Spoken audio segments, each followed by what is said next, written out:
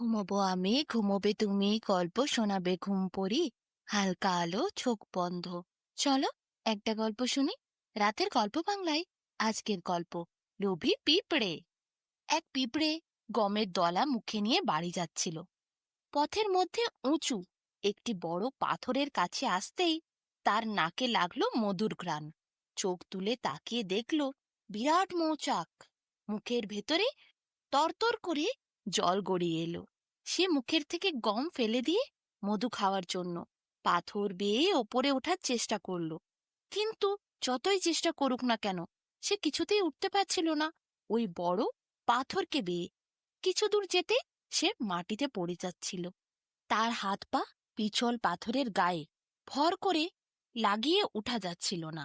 সে অনেক কষ্ট করেও সেই পাথর বেয়ে ওপরে উঠতে পারছিল না, শুধু পিছলে পড়ে যাচ্ছিল। মধুর লোভে সে পাগল হয়ে উঠল।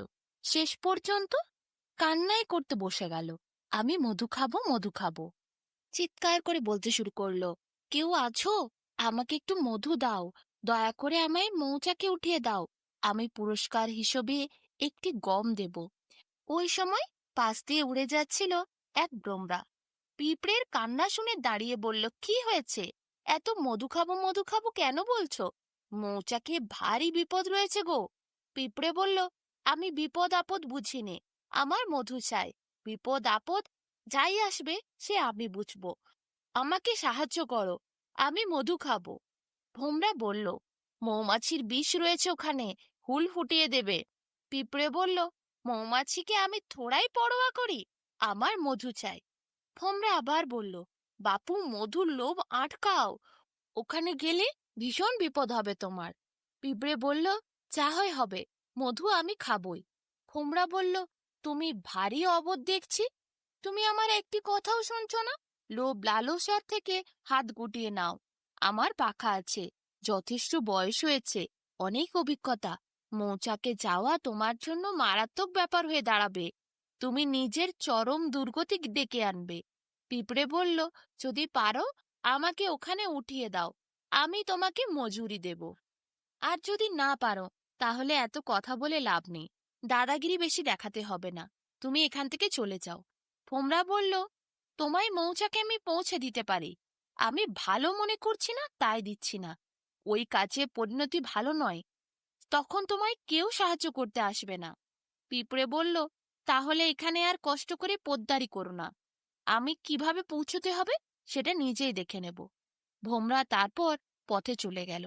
পিঁপড়ে আরো জোরে জোরে চিৎকার করতে শুরু করলো, কে আছো আমায় সাহায্য করো, আমি মধু খাবো, আমাকে মৌচাকে উঠিয়ে দাও, মজুরি হিসেবে আমি একটি গম দেব।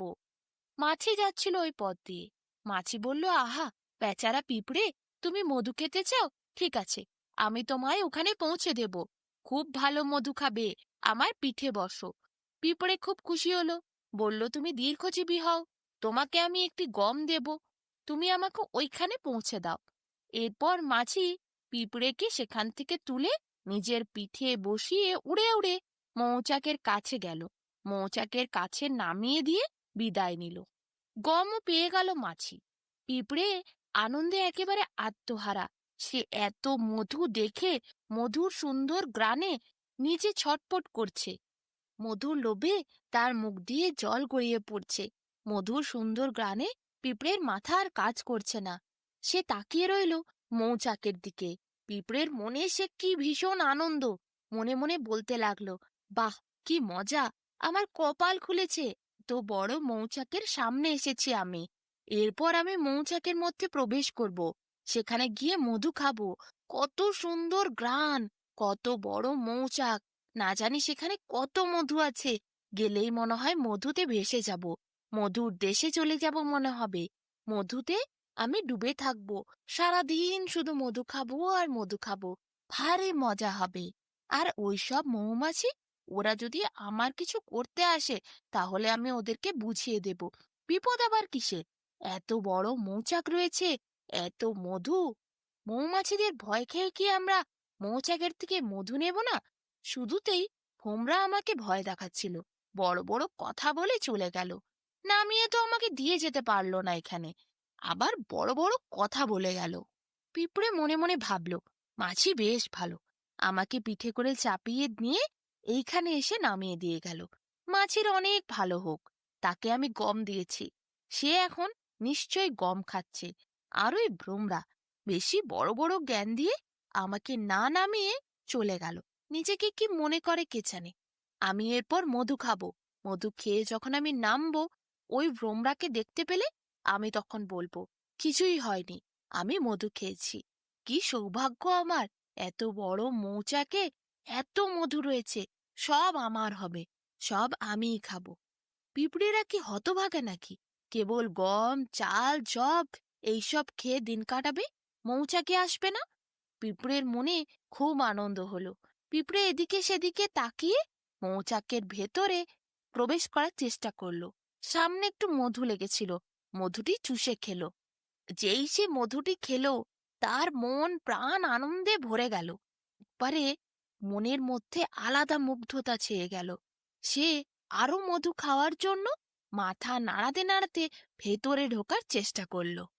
সামনেই ছিল মৌচাকের মধুর কোটর, সেখানে প্রচুর মধু রয়েছে। পিঁপড়ে কিন্তু লোভ সামলাতে পারল না। মাথাকে, হাতকে, পাকে নাড়িয়ে নাড়িয়ে কোনো প্রকারে সে মৌচাকের কোটরের ভেতর ঢুকে গেল। মধু কোটরের মধ্যে ঢুকতেই পিঁপড়ে আর হাত পা নাড়াতে পারল না। সে কত হাত পা নাড়ানোর চেষ্টা করল, কিন্তু কোনোভাবেই তার তা হলো না। চারিদিকে তখন আঠায় লেগে গেছে, হাত পা চিটে অবস্থা খারাপ। আরো কত চেষ্টা করল, সারা শরীর মধুতে ভিজে গেছে, কিন্তু নড়তে সে পারছে না। পিঁপড়ের মধু খাওয়ার ইচ্ছে তখন সব নষ্ট হলো। শুধু মনে হচ্ছিল, কি করে আমি এই মধুর এই কোটরের থেকে বেরোবো। আমার মধু খাওয়ার আর দরকার নেই, আমি কেন হাত পা নাড়াতে পারছি না। পিঁপড়ে অনেক চেষ্টা করলো, কিন্তু কোনো ফল হলো না। তখন আর্তনাদ করতে শুরু করলো, কি বিপদেই না পড়েছি, কি দুর্ভাগ্যে আমি এখানে এসেছিলাম। ভোমরা ভাই ঠিকই বলেছিল, আমাকে কেউ বাঁচাও, কেউ বাঁচাও, কোনো বীর থাকলে আমাকে দয়া করো। ওই দিক দিয়ে তখন ভ্রমরা কাজ সেরে নিজে আবার ফিরছিল। সে পিঁপড়ের আর্তনাদ শুনতে পেয়ে পিঁপড়ের কাছে উড়ে গেল। বলল, তুমি সেই এখানে এলে? এই মারাত্মক বিপদের মধ্যে তোমাকে আমি আসতে মানা করেছিলাম। অতি লোভের ফলে তুমি আজ নিজের বিপদ নিজে ডেকে এনেছো। তুমি এখানে কেন এসেছো? তোমার ভাগ্যে যা ছিল তুমি তাই ভোগ করছো। আমি ফিরছিলাম এই পথ দিয়ে, তোমার আর্তনাদ শুনে দেখতে এলাম।